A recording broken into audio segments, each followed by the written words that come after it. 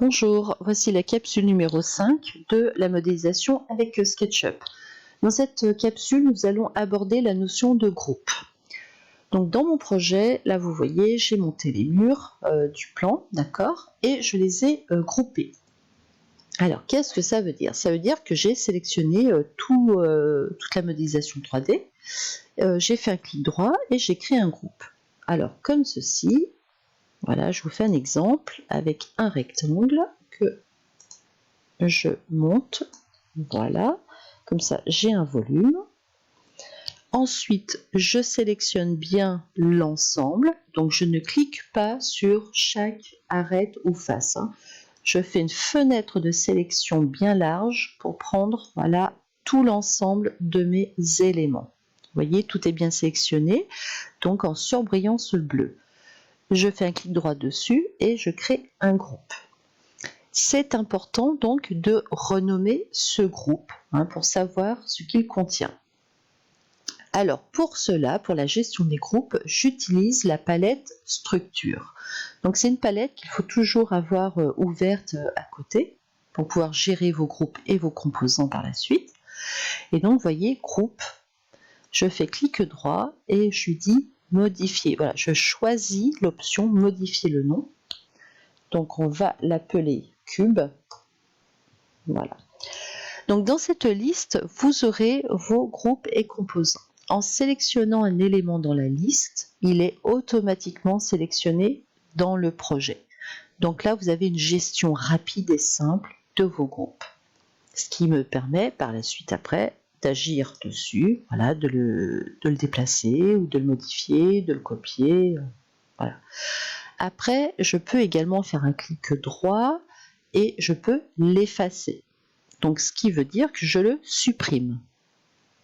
Je peux également le masquer. Voilà, donc il est masqué, il disparaît. Pareil, ça vous permet de gérer comme ça des plafonds, des toitures, des dalles, afin de gérer l'intérieur d'un projet. Toujours clic droit sur le nom, je peux le révéler, donc il réapparaît. Je peux également, clic droit, le verrouiller. Donc là, la section devient rouge. Ça m'indique que cet objet est complètement verrouillé. D'ailleurs, il y a un petit cadenas qui apparaît vers le nom. Et vous ne pouvez plus agir dessus. C'est-à-dire que je ne peux même pas le déplacer. Vous voyez, j'ai un petit sens interdit qui apparaît. Voilà. Ensuite, vous pouvez également le modifier, l'éclater. Alors, ça veut dire quoi? Modifier le groupe quand je clique. Vous voyez, qu'est-ce que l'on voit apparaître? On voit apparaître une boîte ici englobante en pointillé. Le reste extérieur est isolé. Donc, ça veut dire que j'agis sur ce groupe. Je prends l'outil ligne, par exemple, je vais faire un trait, comme ceci, et je vais voilà, agir sur cette face. J'agrandis ce côté. Donc, quand vous créez un groupe, il est très important, quand vous faites une modification, de bien déverrouiller votre groupe, d'accord, et surtout de le modifier. Voilà. Donc, je rappelle, clic droit, modifier le groupe. Sinon, ce que vous faites sera à l'extérieur du groupe.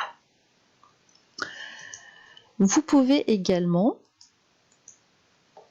éclater le groupe. Donc, éclater le groupe veut dire que je me retrouve maintenant avec des faces, voyez, et des arêtes indépendantes. Ce n'est plus groupé. Alors, pourquoi grouper? On groupe pour avoir des éléments indépendants les uns des autres. Par exemple, là, j'ai deux groupes, mur extérieur et plaquage. Je peux masquer mon plaquage. Voilà, et agir sur mes murs extérieurs. Donc ça, c'est vraiment très important lorsque l'on commence à monter une modélisation 3D, notamment faire des groupes par rapport au mur, faire ensuite des groupes par rapport à des cloisons, car vous pouvez ainsi facilement faire plusieurs propositions d'agencement. Ensuite, on fait également des groupes par rapport à des planchers, des dalles, pour éviter que tous les éléments du coup soient collés les uns sur les autres et que vous ne puissiez plus modifier. Si cet élément-là n'est pas groupé, d'accord, je fais ensuite un autre élément à côté, comme ceci. Voilà. Mais je veux bouger l'élément nouveau que je viens de dessiner à côté. Donc déjà, pour faire une sélection, c'est très compliqué, parce que vous voyez, vous sélectionnez obligatoirement d'autres arêtes et d'autres surfaces. Même si je prends ma fenêtre de sélection dans l'autre sens, il va me prendre peu de choses. Voilà, après je vais essayer d'enlever celle-ci. Donc je me dis que là, j'ai de la... Ah non, vous voyez là, il y a ça aussi, toutes ces petites arêtes là. Allez, là je me dis que j'ai peut-être une chance d'avoir cet élément-là. Je prends l'outil déplacer et vous voyez que c'est attaché. En fait, du moment qu'on trace un élément l'un à côté de l'autre sans que ce soit groupé, vos surfaces automatiquement se collent les unes aux autres. Et donc, il n'y a plus moyen de les modifier. Alors, je vais faire un petit retour en arrière. Seul moyen de retrouver mon objet de départ. Là, je vais grouper ceci. Voilà. Clic droit, créer un groupe que je renomme. Je vais l'appeler quand même cube. Et maintenant, je veux à côté dessiner, voilà, tracer un élément comme ceci.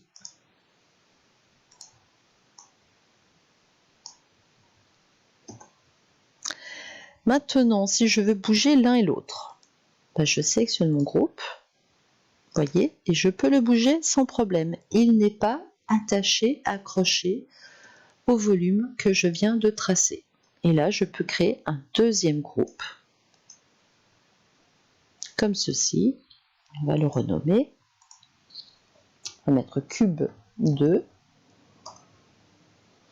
Vous avez donc deux éléments indépendants l'un de l'autre que vous pouvez agencer comme vous souhaitez.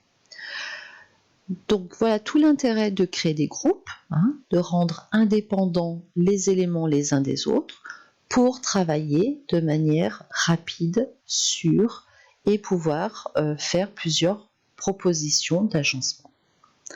Donc ça, c'était la capsule numéro 5 qui concerne les groupes.